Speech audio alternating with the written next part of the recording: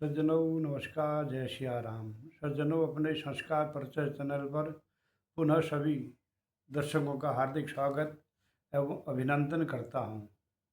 सज्जनों, अगर चैनल को आप देखते हैं, लाइक करते हैं, सब्सक्राइब करते हैं, शेयर करते हैं तो सबसे पहले आपको नई नई जानकारी इस चैनल के माध्यम से प्राप्त होती रहेगी। तो सज्जनों, आज के विषय पर चलते हैं। आज का विषय है तो विवाह में शाखोच्चार ब्राह्मण के द्वारा किया जाता है। ये सभी सनातनियों को मालूम है। और शाखोच्चार किस प्रकार से करना चाहिए, और शाखोच्चार का सबसे पहले जानते हैं कि शाखोच्चार है क्या चीज़। पहले शाखाधन उच्चार बराबर शाखोच्चार, अर्थात शाखा का वर्णन करना। अर्थात आप जिस पक्ष से भी हैं, चाहे कन्या पक्ष से पंडित जी हों, चाहे वर पक्ष से पंडित जी हों, उनको सबसे पहले शाखोच्चार करने से पहले वो यजमान किस वेद का अध्ययन करने वाला है, अर्थात कौन सा वेद अध्यायी है या कौन सा वेद का उपवेदाध्यायी है, इसके बारे में जानना पड़ेगा। क्योंकि शाखाएं वेद के माध्यम से चलती हैं, वेदों में शाखाएं होती हैं।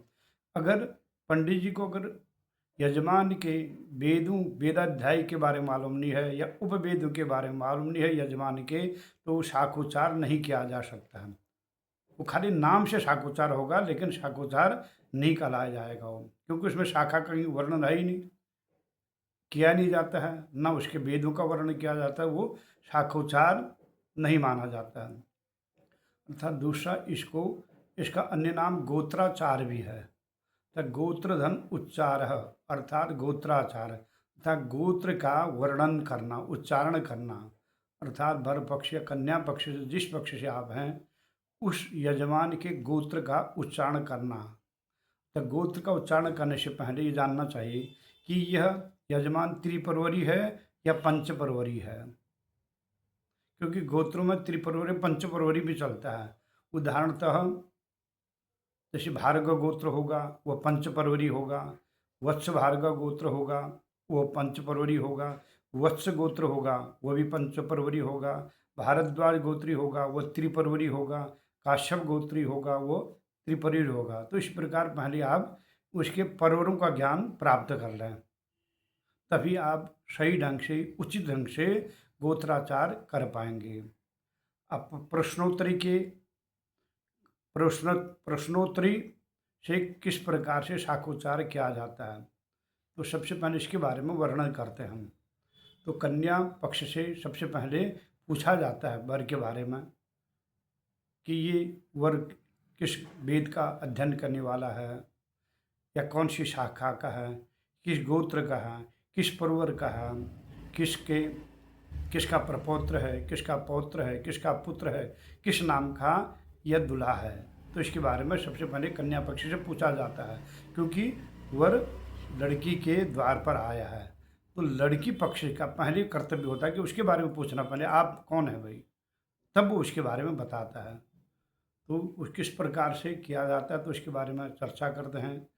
ओम तदेव लग्नं सुदिनं तदेव तारा बलं चंद्रबलं तदेव विद्याबलं देवबलं तदेव लक्ष्मीपते ते गृगी नमामि।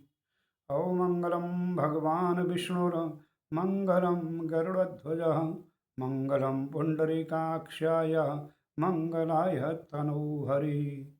ओम रुक्मणी कृष्ण सौभाग्यम उमा सौभाग्य शंकर जानकी राम सौभाग्यम सौभाग्यं भरकन्नयो आयुष्मान भव सौम्य आयुष्मती भव सुभगे। उसके बाद तब इतना मांगली श्लोक बोलकर तो आप फिर उस पर कन्या पक्ष के पंडित जी वर पक्ष के से पूछते हैं, किम गोत्रस्य किं प्रवरस्य किं शाखिनः किं वेदाधायिनः खस्य शर्मण प्रपौत्रः किं गोत्रस्य किं किं प्रवरस्य किं शाखिनः किं वेदाधायिनः खस्य शर्मण पौत्रः किं गोत्रस्य किं प्रवरस्य किं शाखिनः किं वेदाधायिनः कस्य शर्मण पुत्रः किं नाम्ने कन्यार्थने विष्णु स्वरूपणे श्रेष्ठ वराय। तो ये जब पूछा जाता है कन्या पक्ष के द्वारा, तभी वर पक्ष फिर उसका उत्तर देता है, उसका उत्तर किस प्रकार से दिया जाता है, तो इसके बारे में अगले वीडियो में चर्चा करेंगे। तब तक मुझे आज्ञा दें। जय हिंद, जय भारत, हरि ओम तत्सत।